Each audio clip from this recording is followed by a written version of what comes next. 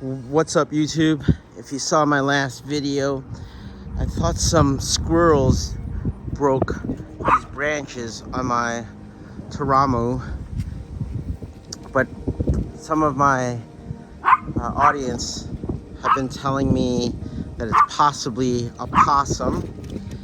It kind of makes sense. All of the fruit damage is happening at nighttime. They also broke my Aliana, but it's a beautiful day, a little windy, but I'm gonna go ahead and fix this plant up. I'm gonna stake it up, gonna downsize it. It's currently in a 15 gallon. We're gonna go down to a 10 gallon. So you're gonna see me root prune and do some training. I'll get right to it. I might do a voiceover, guys, just because it's super windy and I hate working with a mic. But look at this Mario number 50. Look how tall. Let me see if I can get a better angle. Look how tall this tree is. First year tree, guys. That is one tall, size of my finger. But that's one tall plant. And then my babies are stacking. First time growing, just doing it for fun. I don't really partake, but I know some friends that will enjoy it.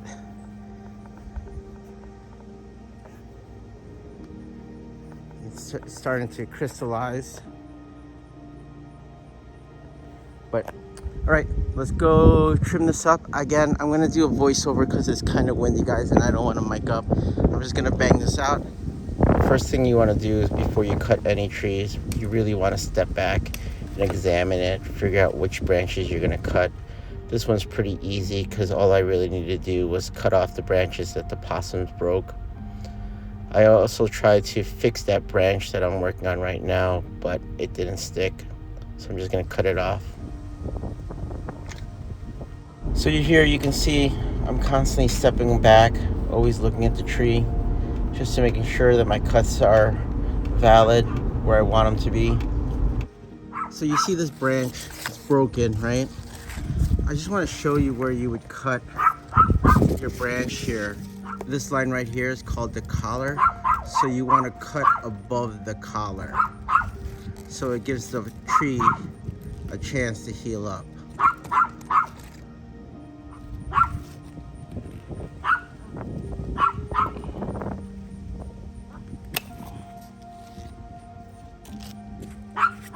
I just want to show you guys really quickly how resilient fig trees are. Look, the branch broke here maybe about 2 weeks ago, and it's trying to shoot out a replacement branch already from that bud.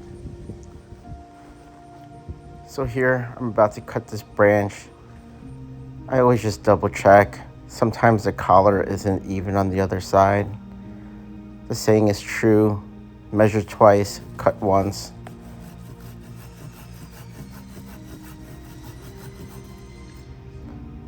Here what I'm planning to do is, if you cut straight through, sometimes the weight of that branch will rip the bark.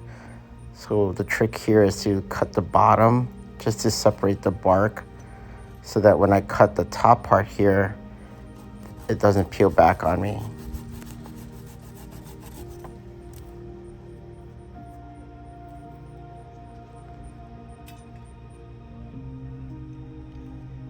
I want to show you guys something too.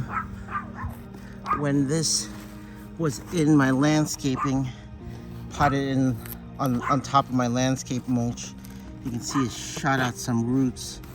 Cut them off.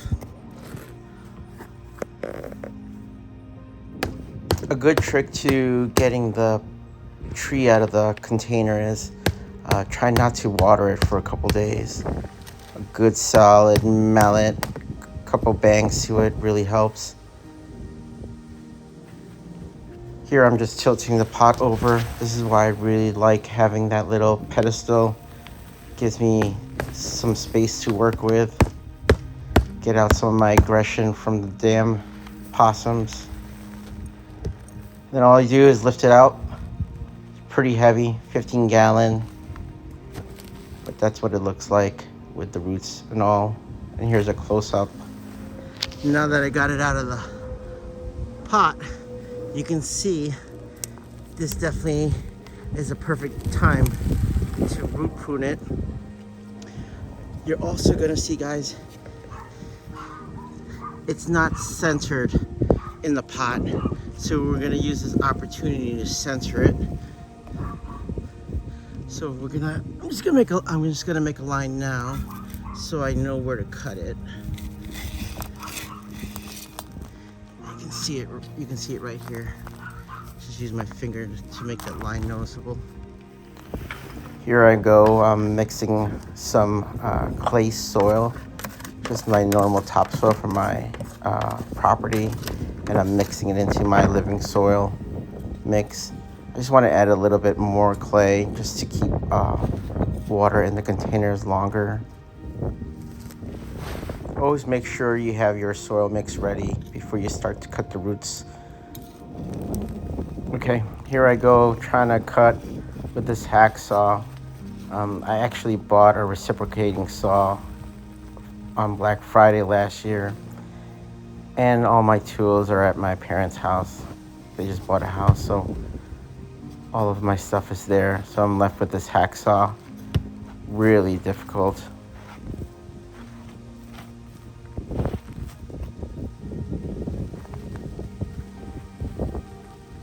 If you notice the angle of my cut there, it's kind of like a trapezoid. Kind of slopes down a little bit bigger on the base. Here I'm aggressively cutting almost about 50% of the root ball. Just tilting it to give you the angle, show you how much I'm cutting off. Yeah, I'm trying to really cut this root ball. It's really a struggle with the hacksaw.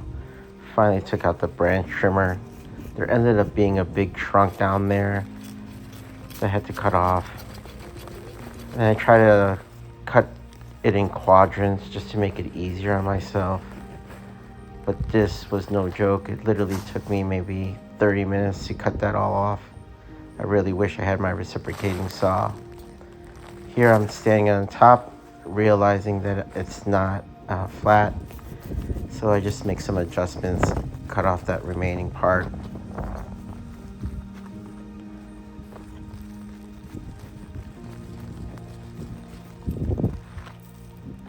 It definitely had a lot of roots in the bottom there. Flat enough for me. I'll adjust it in the pot. Here I go, filling up the container with the living soil and a soil mix from my property. I try to add some roots to it. It's just extra organic material. Now I just go ahead and just kind of trim off the sides. This is really going to help stop the roots from circulating and possibly girdling the tree. Pulling it, teasing the roots.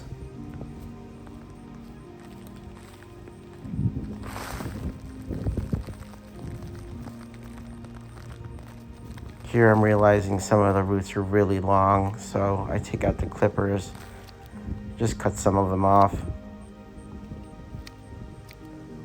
Again, we're going from a 15 gallon to a 10 gallon downsizing.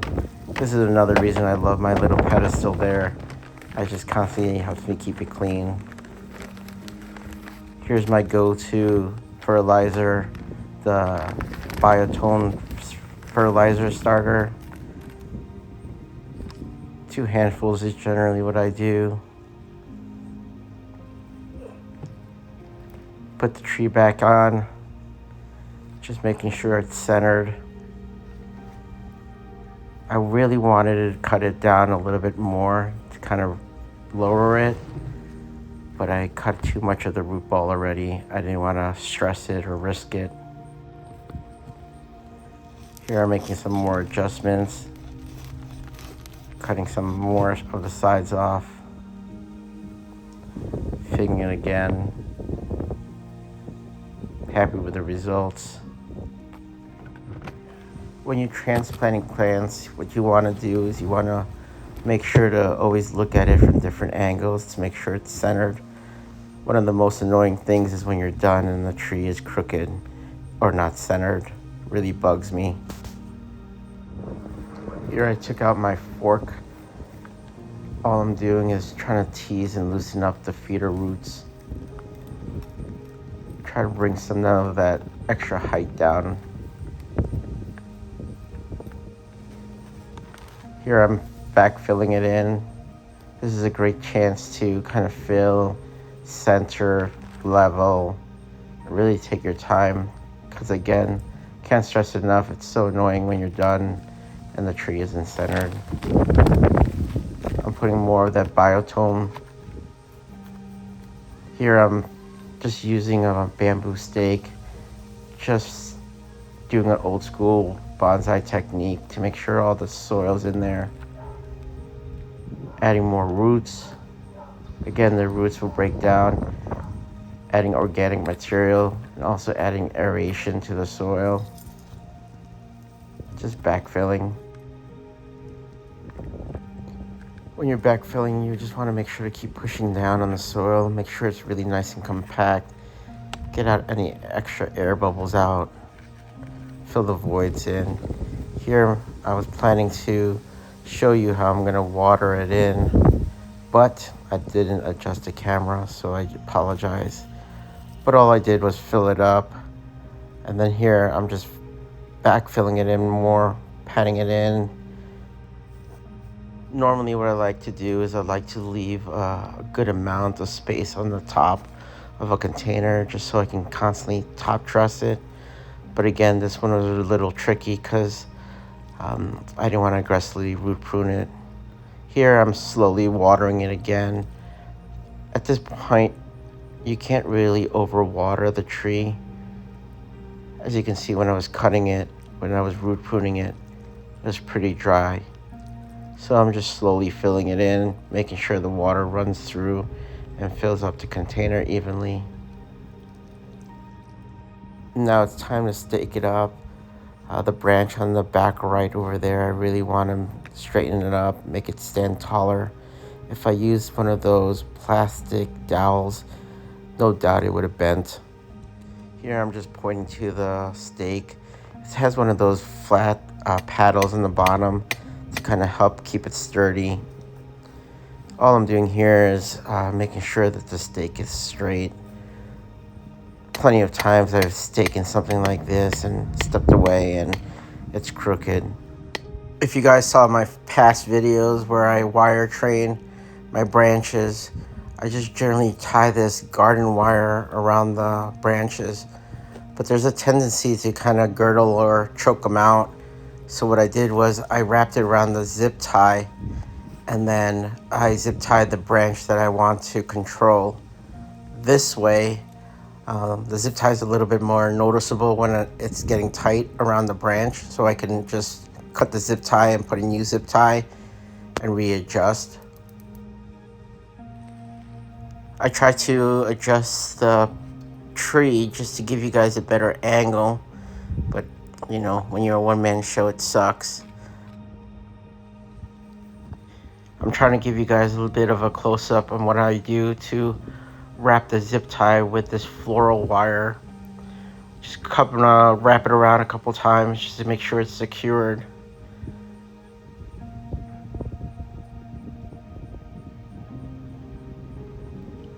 I thought this was pretty genius of me. I love coming up with ideas like this that just makes my life or my gardening a lot easier. Here's a close-up of the zip tie just getting tightened around the branch. See how it's a lot more noticeable? I can see the zip tie just because it's white. And now that I got the sturdy pole or stake in the container, I can use it as leverage to really pull this branch closer to the center of the tree.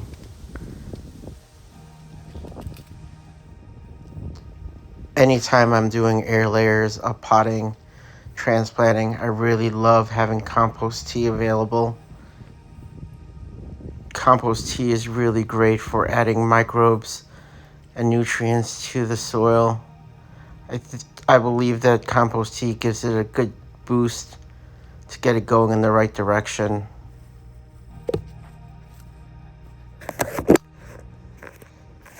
Okay, I'm done. What I like to do when I'm transplanting, potting, downsizing, whatever I'm doing, I always got compost tea ready to go. So that's what I did over there. I'm extremely happy with the way it turned out. I hope the voiceover thing works out, guys. And if you guys do like it that way, or enjoyed it, please let me know in the comments. Remember, hit that like button, subscribe if you're not following me. This is my favorite time of the season, where I start to prune some trees. We got a lot of work to do. Thanks so much for watching. Peace out. Love you guys.